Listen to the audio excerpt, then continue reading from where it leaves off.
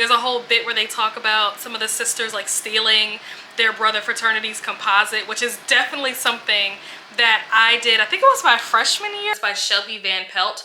I have no idea who that is. I've never seen that name before, so I'm not gonna read that. Yep, I'm ready. I forgot this was still recording this whole time. Oh my God.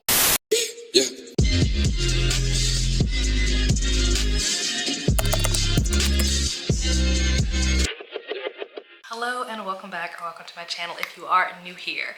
This starts off, this is the kickoff video for the 5-Star Exchange Season 3. So this time we did a little bit different. I'm calling this the Catfish Edition because we had to do things different this time around. Normally, if you've seen Season 1 and Season 2, which if you haven't seen Season 1 and Season 2, stop what you're doing. I will link it down below in the description and in the cards. Go watch those videos and then come back to this so you have a better understanding of how this works. But if you've already seen Season 1 and Season 2, then you know that normally it's like me and like 4 or 5 other booktubers, we get together, we exchange books, but it's anonymous. So the people who are involved don't know who else is involved, which then makes it harder for them to try to guess whose recommendations they're getting, because it could literally be any booktuber on the internet. So the anonymity piece of it is a big part of how this whole project works. But this time I decided to do it with people in real life, like in person, and so obviously we were looking at each other so we know who all is involved. So what I decided to do this time, we basically pretended to be someone else, like one of the other people in the group. So we drew names, and the name that we drew served 2 purposes. Number 1, that name is the list that we got. We got that person's list. But that name is also the name of the person that we had to impersonate when we were creating our list, which means the list that we got based on the name that we drew isn't actually that person's list. That person drew a name, and whatever name they drew is who they had to impersonate when they created their list. So it was a little bit confusing. If you feel a little bit confused, it's fine. We were also confused. It's fine. Everything's fine. Everything's fine. But we had to find a way to make it interesting and make it a little more fun and kind of make it a little more challenging so that it wasn't so obvious whose recommendations we were getting. We all know each other fairly well, where if we got a list of books from any one of us, we would probably immediately know like whose list this is. So that's why we decided to shake things up and make it a little more challenging. I think it'll be interesting to see how people see others, because when you're making your list as someone else, you're making the list based off of books that they either did rate 5 stars, or I gave them the option to include books that they think they would rate 5 stars if they haven't already like read them. So it'll be very interesting to see what books come up on these lists. So for context, it's probably worth noting that when we made these lists, we made them in the beginning of May. It is now July, and probably by the time you're watching this, it's probably August. So a good amount of time has passed between the time we made these lists and when you're watching these videos, in case you see a book on someone's list and you're like, oh, that person didn't give that book 5 stars, that person hated that book. At the time that we made this list, we didn't know that because that hadn't happened yet. So in looking at my list that I was given based on the name that I drew, I'm looking at this list and just looking at the books that are on this list, I'm assuming that this list is either impersonating Bree or Leandra. That's my guess, just based on this list, because I feel like there will be a lot more romance on this list if they were impersonating Katie. And I feel like there will be a lot more romance and possibly even a lot more smut and spice on this list if they were impersonating Vanessa. And so the fact that that is not the case looking at these lists, I'm gonna say that this is probably either a list that was made trying to pretend to be Bree or trying to pretend to be Leandra. It would be really interesting though if this was a list pretending to be me. That would be funny. And there were actually some pretty good books on this list. There's nothing on this list that I've read before, which I thought was pretty interesting. I think I'm going to read Bright Young Women for this video. And my relationship with Jessica Knoll is complicated at best. And here's why. I read Luckiest Girl Alive, which is a book by Jessica Knoll. This book is about a school shooting, and I don't feel like the synopsis tells you that. I don't think there's anything in the first 11 chapters that led me or would lead any other reader to believe that when they turn the page to chapter 12 that they're suddenly going to be reading a very vivid graphic description of an active school shooting. And so that was something that I very much had a problem with. The copy that I have does not have trigger warnings. The synopsis does not tell you that it's about a school shooting, or at least for me, I didn't see that coming at all. Watching the movie, they tell you up front that like she's a survivor of this incident and that she's going back to do this documentary. In the book, I feel like they only tell you that she's going back to do the documentary, but they don't tell you what the documentary is about, and then you get to chapter 12 and you're like, what the actual is happening right now? Normally, I don't read the synopsis of books before I go into them, but in this case, I'm going to read it because I just want to see if there's something in here that I need to be prepared for. And if it's not anything in here and I start reading the book and something crazy happens, then I know that this author just cannot be trusted. So we're going to read the synopsis, and it says, so we are going to see how this goes. I'm probably going to try to pick this up from the library. I'm going to be listening to it on my way to my destination until I'm able to secure a physical copy. So I'm going to be listening to it on audio on Libby because my hold came in. So that is what I'm going to be, that's how I'm going to be starting this off. And we'll see how it goes.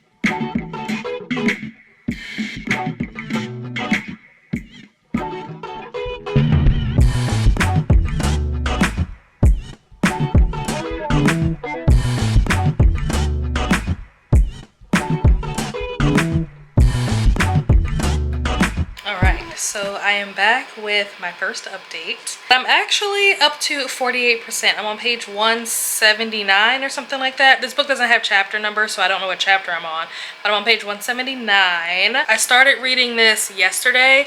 I was able to find it at the library, which was great because I really am trying this new thing where I don't buy books that I haven't already read. I'm trying to, especially with me getting like new furniture and stuff, like one of the things that I want to do in the house is get new bookshelves. And so I want to be more intentional about the books that I have on my shelves, and I want to have books on my shelves that I would reread. If I buy a book that I haven't read yet and then I read it and end up not liking it, then I have to unhaul it. So it's just easier for everyone involved if I just don't buy a book unless I know that I like it. But with all that said, being 48% of the way in, I don't see this being a book that I'm going to rate 5 stars, but I also don't think that this is a book that I'm going to rate very low either. I'm not exactly sure where it's gonna fall. So far, what I've read is we got the backstory. So there's 2 timelines that are happening. There's the timeline that is taking place, actually I can't remember what year. I want to say it's like 1974 or something. And then there's the 1978 timeline. So the book starts off of the 1978 timeline. We're following Pamela, I think her name is Pamela. We're following Pamela. She is the president of her sorority. She wakes up at 3 o'clock in the morning and she notices some weird things. She hears some weird noises. She sees that, like, you know, lights are on or the TV is on, like things that just shouldn't be going on at 3 a.m. She like notices little things. Then she sees some weird dude on the steps or on the balcony or somewhere. She sees him, but like he can't see her, and she's hearing like screaming and stuff. Initially when she saw him, her first instinct was that it was one of her friends' on and off again boyfriend or ex-boyfriend, depending on if they're on or they're off. But then when she like looked and like really looked, she realized like, oh, that's not him, that's some other strange man that I've never seen before. And so she goes to try to alert all the other girls and gets everybody together, locks the doors and stuff, and the guy like runs off into the night. And so as a result of all of that going on, it turns out that 2 of her sorority sisters are now dead. One of them being the girl whose on and off again boyfriend she thought she saw. So she's dead, another girl's dead, and then 2 of the other girls were like very badly injured. And so now it's like this big story. It's all over the news. So it's a pretty big story. It's a pretty big deal. Because she even mentioned his name, just the pure fact that she said, oh, I thought it was him and then I realized it wasn't. Her saying his name, period, just the cops very much like zoned in on that, and so now he is a suspect. I think his name was like Randy or something. I don't know what his name is, but they heard his name and they're like, okay, it's this guy. So they're like basically trying to paint the picture in a way that fits their narrative. Like they're trying to find things so that it can be this guy, even though she, the witness, is pretty sure that it's not him. And they uncovered some information about him that doesn't really make him look great. You know, it kind of makes him look like more of a suspect based on the information that the cops dug up on him after her saying his name. So things aren't looking too good for him. You really would expect for an incident like that to have taken place at the school would have done more to provide resources and stuff, because they all kind of experienced this, even the ones that weren't directly attacked. Like that was still like a very traumatic experience, obviously, to have some random man break into your house and start killing people. But the school has not offered any kind of like mental health services or counseling or, you know, anything like that. Like nothing like that has been provided by the school. And so it's really up to Pamela, who's the president. And so she's basically doing all of that on her own. She meets this lady named Tina. Turns out that Tina had a friend who in 1974, maybe, I don't remember what year it was, her friend was murdered by a serial killer, and she believes that this serial killer is the same person that did what they did to the sorority house. And so they are basically teaming up and trying to get to the bottom of what's going on and who did this, and is this person that Tina thinks is the guy actually the guy that did this. And it turns out that if it is this guy, it's kind of insane, because this guy was a known serial killer that, you know, did things, and I think he was like in Utah at one point, he was in Washington I think at one point, and now obviously they're in Florida now, and he's been to prison twice and he's escaped both times. So not looking great for the justice system. But yeah, that's kind of like the gist of what's going on. I'm very intrigued by this story. There are a lot of really interesting things being said. I think that this is definitely one for the feminist girlies. Like, there's a lot to be said about how women were treated and how women were viewed in the 70s. I will say that I'm a little bit nervous. That's what I'm afraid of, is being blindsided again. So assuming that that doesn't happen, thus far I am enjoying it. That rant was really long because I had to try to describe things that have happened in the first half of this book instead of the first quarter of this book. So yeah, hopefully the next one won't be quite as long. I ordered this, and so this came, and I need to go set this up. I bought 2 of them, so I need to go put this together. So I will continue to listen to this book while I am doing that, and I will check in with you guys once I have read a little bit more.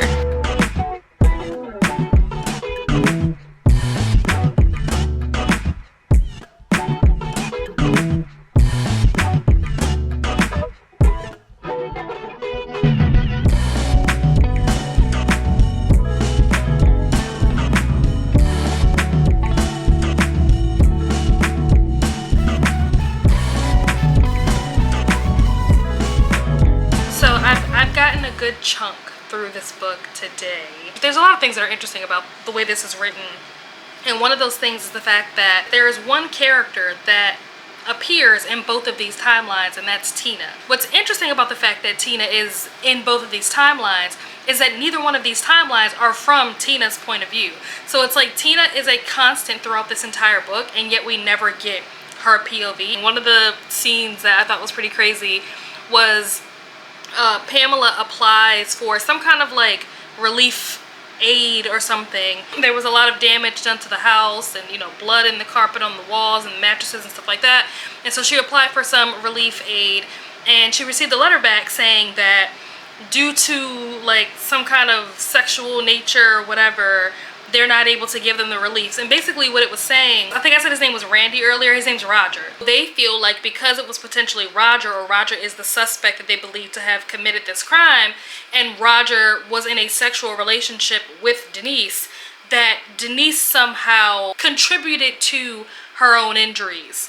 And it's just like, so basically you're saying that because they were in a relationship, that she, now being sexually assaulted and murdered, she brought that on herself. Like,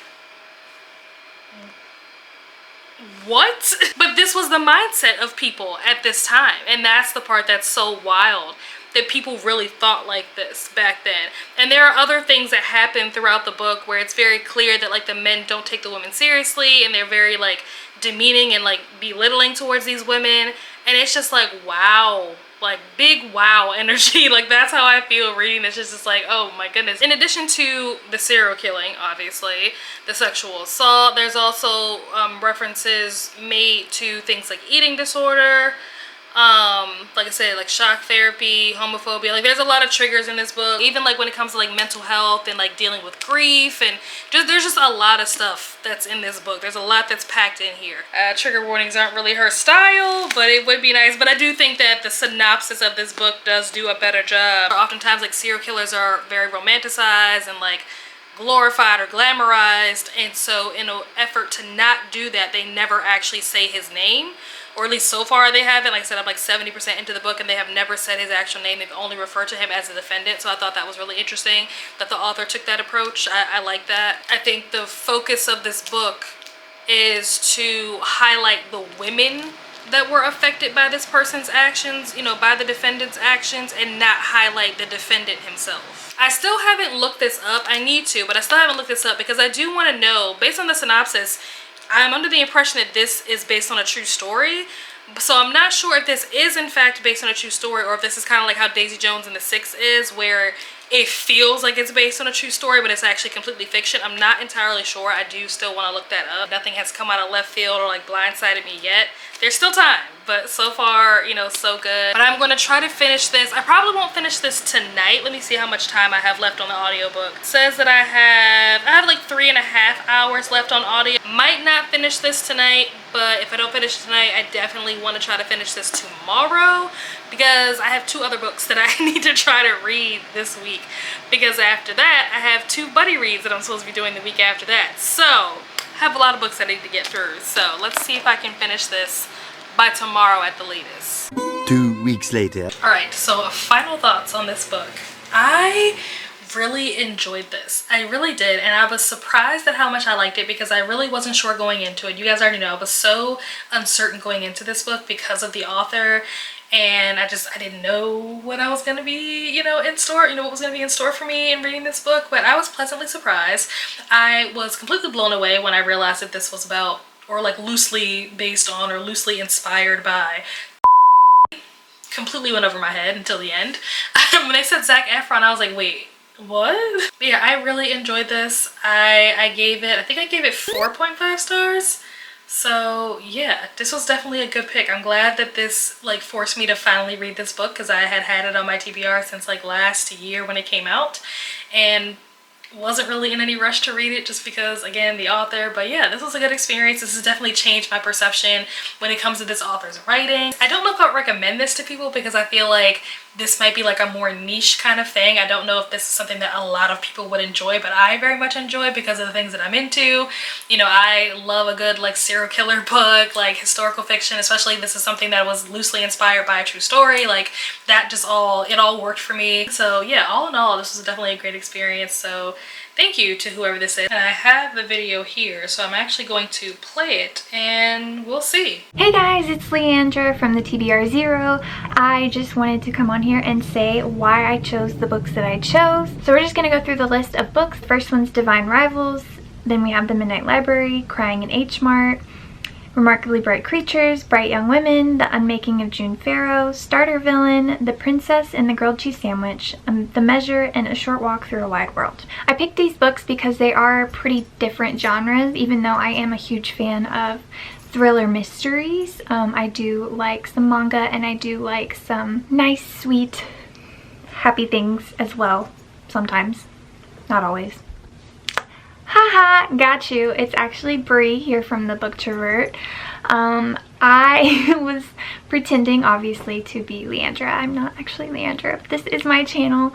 On here, I like to do reading vlogs, a lot of book hauls, which I need to calm down on, honestly.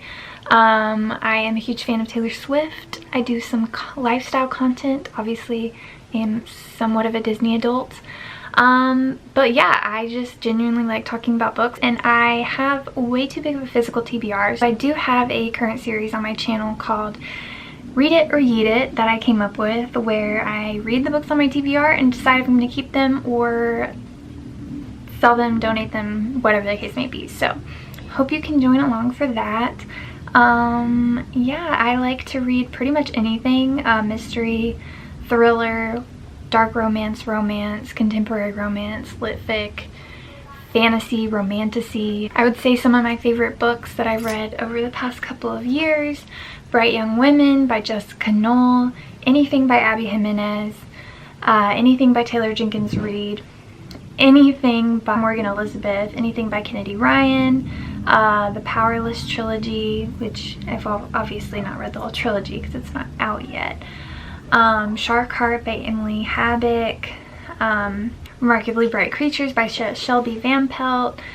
Yeah, obviously Sarah J. Maas is a big one. And I'm sure there's a ton more that I have not mentioned in this video that I love. So that is a little bit about me and my channel. I hope that you enjoyed this video, and if you did, please subscribe if you haven't already, and I'll see you in the next one. So it turns out I was right. And it's so funny that I thought it was either Bree or Leandra, and it turned out that it was Bree pretending to be Leandra. It makes so much sense now. You guys got to see who recommended this book to me, who the true identity was of the person that recommended this to me. Check out the full playlist for the 5-Star Exchange Season 3 Catfish Edition down below in the description. So yeah, let me know down below in the comments who you would like to see in the next installment of the 5-Star Exchange. Drop those names down below in the comments, and I will see you guys somewhere else on the internet. Bye.